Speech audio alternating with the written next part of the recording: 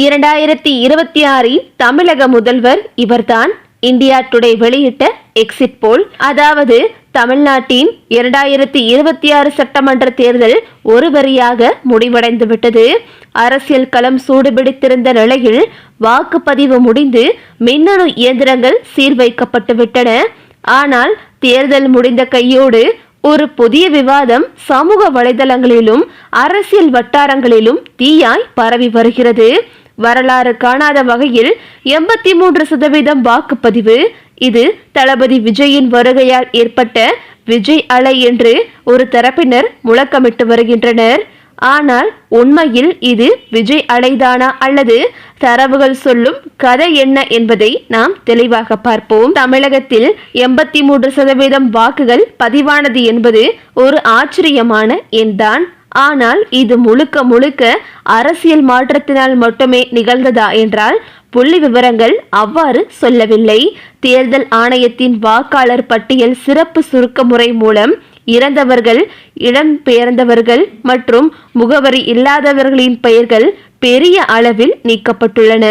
எளிமையாக சொன்னால் ஒரு தொகுதியில் 10 பேர் வாக்காளர்கள் என்று வைத்துக்கொள்வோம். அதில் வாக்காளர் பட்டியலிலிருந்து 3 பேர் நீக்கப்பட்டு மீதமுள்ள 7 பேரில் 6 பேர் வாக்களித்தால் அது 85% வாக்குப்பதிவாக காட்டும். உண்மையில் வாக்காளர்களின் எண்ணிக்கை அதிகரிக்கவில்லை, மாறாக வாக்காளர் பட்டியலின் சுருக்கம் குறைந்ததால் சதவீத விகிதம் அதிகரித்துள்ளது. இது தமிழ்நாடு மட்டுமல்லாது சமீபத்தில் தேர்தல் நடந்த மேற்கு வங்கம் போன்ற மாநிலங்களிலும் இது நிகழ்ந்துள்ள ஒரு பொதுவான நடைமுறையாகத்தான் பார்க்கப்படுகிறது. தேர்தல் நடைபெறும் மாநிலங்களில் வாக்குப்பதிவு அதிகரிப்பது என்பது ஒரு காலகட்டமாகவே நடந்து வருகிறது. பீகாரில் 55%லிருந்து 67% வாக்குப்பதிவு அதிகரித்துள்ளது. அங்கு எந்த ஒரு நடிகரோ அல்லது புதிய அரசியல் அலையோ கிடையாது. இந்த மாற்றங்கள் நாடு தழுவிய அளவில் ஜனநாயகத்தின் மீதான விழிப்புணர்வாகவோ அல்லது தேர்தல் நிர்வாகத்தின் மேம்பாடாகத்தான் பார்க்க வேண்டும். விஜய் அரசியலுக்கு வந்தால்தான் வாக்குப்பதிவு கூடியது என்பது தரவுகளை தாண்டிய ஒரு உணர்ச்சிகரமான விவாதமாகவே தெரிகிறது.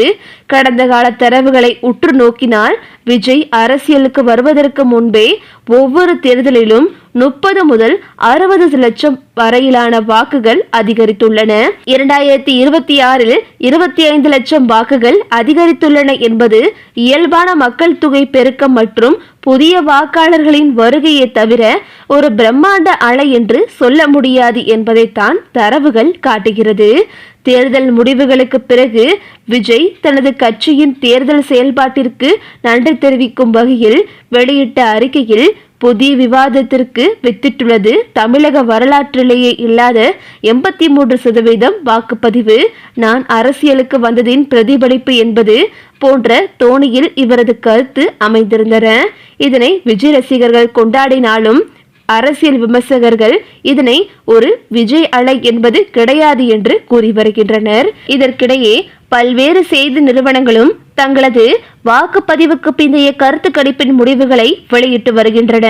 இதில் பெரும்பாலான கருத்து கணிப்புகள் திமுக கூட்டணியே ஆட்சியை பிடிக்கும் என்று கூறியுள்ளன.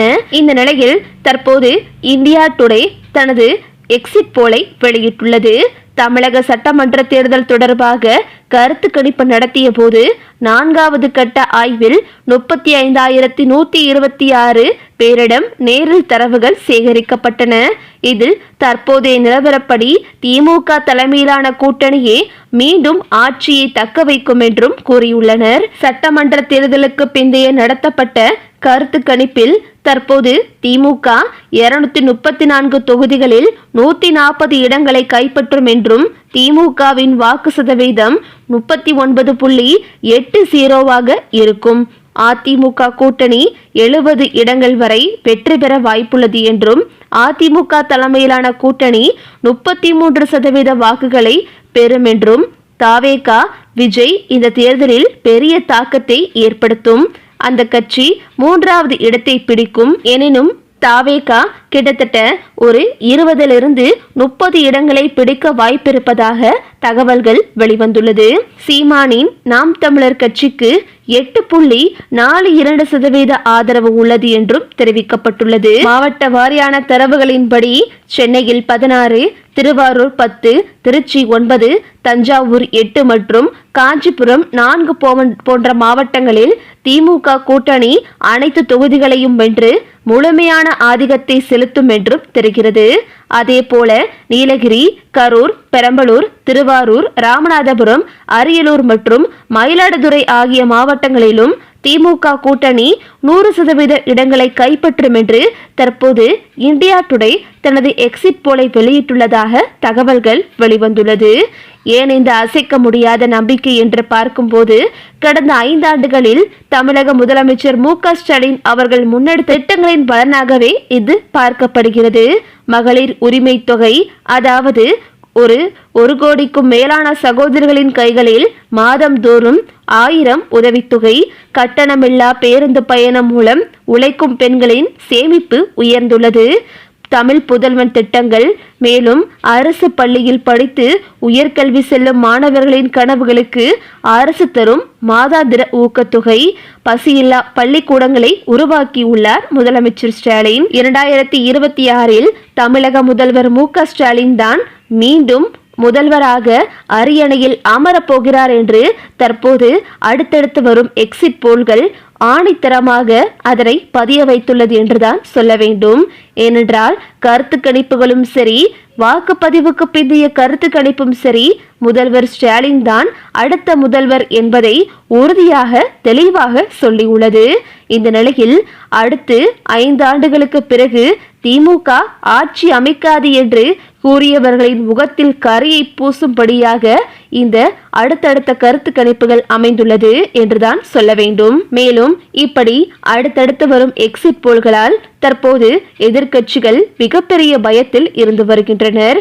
ஒருபுறம் அதிமுக ஏதாவது தனக்கு இடத்தை தக்க வைத்துக் கொள்ள வேண்டும் என்று எண்ணிக்கொண்டிருந்த நிலையிலும் தாவேகா தன்னுடைய முதல் வருகையை முன்னிட்டு தன்னுடைய ஆதிக்கத்தை செலுத்தியாக வேண்டும் என்று கனவு கோட்டை கட்டி கொண்டிருக்கும் நிலையில் அடுத்தடுத்து வரும் இந்த கருத்து கணிப்புகள் அனைவருக்கும் பேரதிர்ச்சியை ஏற்படுத்தியுள்ளது.